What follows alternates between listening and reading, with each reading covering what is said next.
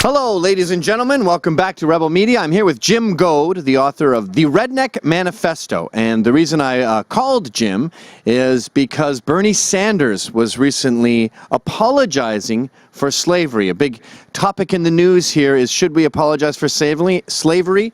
And Bernie's contention is hell yes. And I've noticed as an immigrant to America, Americans are real hung up on slavery and how horrible they were. And very few seem to go beyond the narrative of America stole a bunch of kings and queens from Egypt, put them in chains, built America, and then by the time they finally abolished slavery, America was already skyscrapers and stuff. So this whole nation was built on racist slavery. Hey, I'm open. I'd love to see that. That sounds like a great place where everyone's a king and a queen. Well, I think first of all, they're making Egyptians black, which studies have shown they look more like Coptic Christians. They look pretty white to me. I know a guy who went to Egypt. He says if you call them black, they'll punch you in the face. As far as I know, and again, like you learn in journalism school, if you weren't there, you say that. I was not in ancient Egypt. You can just go on what's available. From what I know, the Egyptians, who are Arabic or Semitic, they did use sub-Saharan blacks, Ethiopians, and Somalians as slave labor in building the pyramids. I don't think any sub-Saharan blacks designed the pyramids, which is a huge distinction. They always talk about how America's wealth was built on slavery. Well, then why isn't there tremendous wealth in sub-Saharan Africa? Didn't some of it have to do with technology and organizational skills and commerce, things that have been boats, things that evil Europeans had a hand in helping invent and develop? The idea that all of America's wealth was built on slavery, number one, why did the North win the Civil War if that's the case? Well, slow down here. We want to keep this numerical. There were at least as many white slaves as black slaves. Well, I based it in the Redneck book. There was a pamphlet in the 1670s that estimated 10,000 British kids were being kidnapped and taken to work on plantations in America. Who knows if that's accurate or not? But if it was, you just take 40 years of that, you have 400,000 whites forcibly taken to the colonies. All historians agree that about 400,000 blacks were transported from Africa to what is now North America. About 15 million came to the Americas. Almost all of them went to South America. But there's a parity there, and almost every historian agrees that 2/3 of whites who came to the colonies came in bondage. You never hear about that, though. You think they were all slave owners, but that's numerically impossible. Blacks were never a majority anywhere. You had more slave owners than slaves? That doesn't make any sense. Right. Well, that comes up later. Let's make that a new one now. What percentage of Americans own slaves? To my knowledge, as far as the registries go, at the peak of slavery in the South, around 1858, 6% of Southern whites owned slaves. If you factor in Northerners, it's about 1.5% of American whites were slave owners at the peak of slavery in America. Oh, right. Somehow where are we now, 150 years later? All of us are guilty for it. Is it true that the white slaves, of which there were multitudes, were actually treated worse than black slaves because they couldn't handle the heat? They weren't very valuable. Well, in the Bahamas and Barbados, yeah, they could. Or, the South, they couldn't handle the heat. But the reason, and a lot of contemporary accounts say, well, there was one I quote in the Redneck Manifesto. The guy's like, well, why are you having the Paddies do this dangerous work? They had Irish people falling off the boats doing some kind of work. And he's like, well, they're expendable. The niggers we own for life. And yeah, they were treated like a rent-a-car because they had 7-year terms of indenture, so they just beat the fuck out of them. And apparently middle passage death rates were comparable to the African slave trade. And about half of these indentured servants who were called slaves back then did not survive the 7 fucking years. What does that tell you? It was brutal. Yeah. I'd like to see a monument somewhere. I'd like to see a movie once. Not going to happen, at least in the foreseeable future. I'll tell you what, I hate the sun, and I sunburn super easy, so I can imagine it sucked. I peel, yeah. Here's something I only thought of this week. When we were bringing in all these slaves, 400,000 of the total 15 million, only 400,000. But when we were bringing those in, and I say we loosely, we were Britain. There were other hands, there were a lot of European, Portuguese hands involved in the slave trade. What never gets reported is almost all the slave ships were owned by New Englanders. They made huge profits on the slave trade. They just didn't have the climate to grow cotton. So, you're not moral. It's too fucking cold. Oh, okay, that brings us to a new one. White people are the bad guys with slavery, but wasn't it mostly Arabs, black Africans, and Jews? Again, wasn't there, but the Arabic slave trade, apparently, from what I've read, about twice as many black Africans were captured, enslaved, and sent east instead of west than were in the transatlantic slave trade. The big difference was castrated their male slaves, which is why you don't see a lot of black people in the Middle East. They wouldn't even let them reproduce. 400,000 came here. There are 40 million blacks or so right now. So that's a survival rate of 100 to 1. Not quite a genocide. No, not really.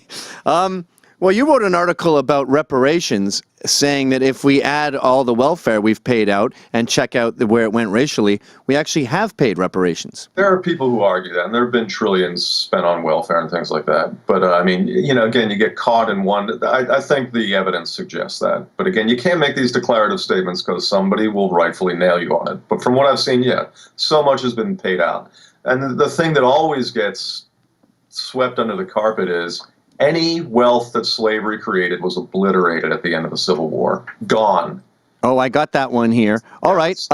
Let's make that one right there. The balance sheet was zero after 1865. So you can't say that something was built on slavery when we were bankrupt. Right. It was built on, the South was. I mean, you had a wheelbarrow full of Confederate dollars to buy a loaf of bread. America's wealth was built on all kinds of things. This socialist idea that wealth is just built on labor is dumb. It's also built on technology and innovation and management skills and all kinds of other things. Again, if black labor was all it took, there's plenty of trees to cut down in Africa, crops to pick, but organizational prowess, technology, missing. Okay, here's a tricky one. Now, I don't believe, I think it's a myth that the Civil War was 100% about slavery, and you sent me a Lincoln quote once where he said, if I could keep the Union and retain slavery, I would. He said, my primary cause in this struggle is to preserve the Union, and if I could preserve the Union without freeing a single slave, I would do it. And you could look up, I wrote an article because that Spielberg Lincoln movie came out. The shit that Lincoln actually said about blacks makes David Duke seem nice. Yes. Fudge, and but I think I've even heard Melissa Harris Perry concede that. But let's just say hypothetically that they were right, the left, and the Civil War was about abolishing slavery.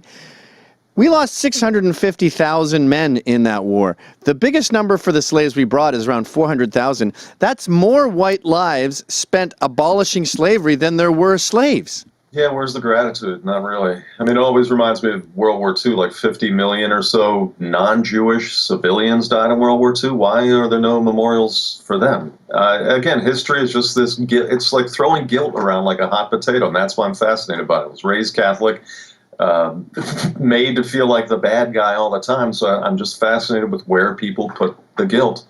And if you want to talk about who benefited from slavery, everyone living in America now, if America's wealth was built on it, then blacks are enjoying that too.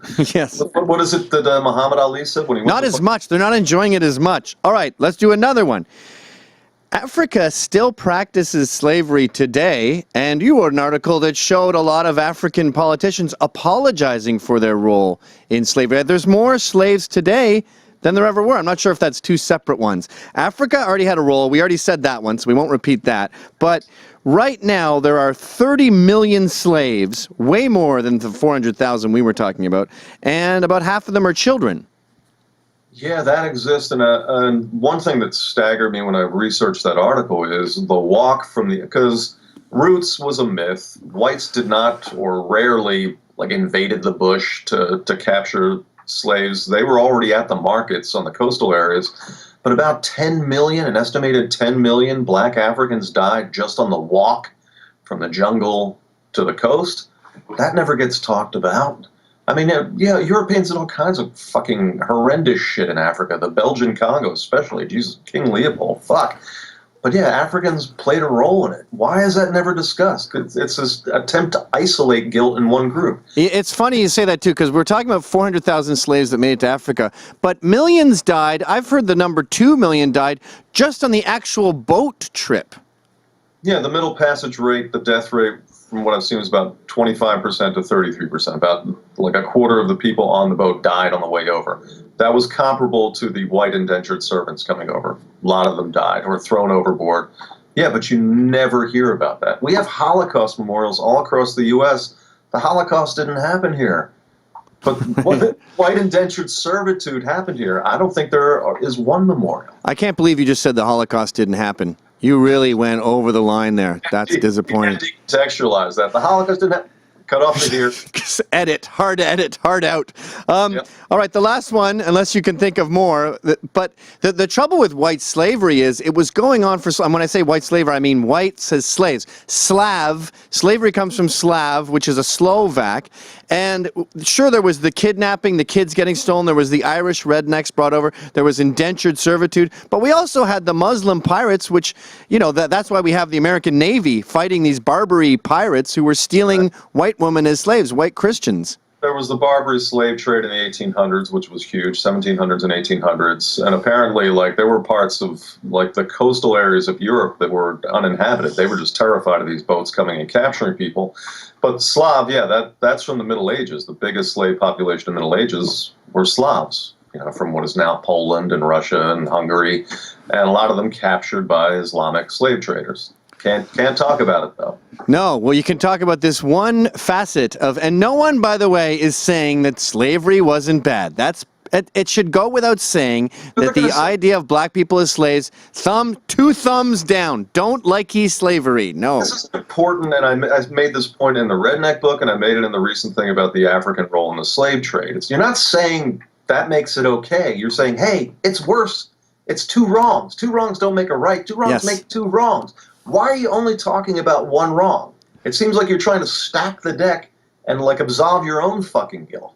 I have no guilt over slavery because I wasn't involved in it.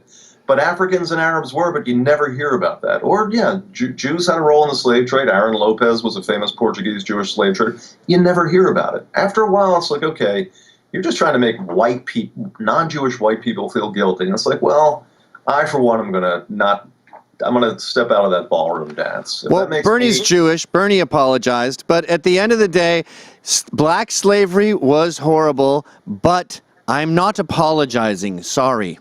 So what's going to, I mean, why apologize to the dead? I don't understand. That's something they do, too. That people can only face guilt that was, like, generations ago, or that they had nothing to do with it. There's all kinds of fucked up shit. I mean, what, a quarter of black males are involved in the prison system? May have something to do with committing crimes, but that's what's going on now. But they don't, well, I guess Bernie talks about that stuff. God bless his cotton socks. The only thing he's ever done wrong is apologize for slavery. Jim, I'd love to have you back on the show. I really appreciate this, and thanks for the Redneck Manifesto. It's a work of art. God bless you. Bye-bye. Thanks for watching. Click here to never miss a Rebel update. Want even more of the Rebel? Well, click here to become a premium member.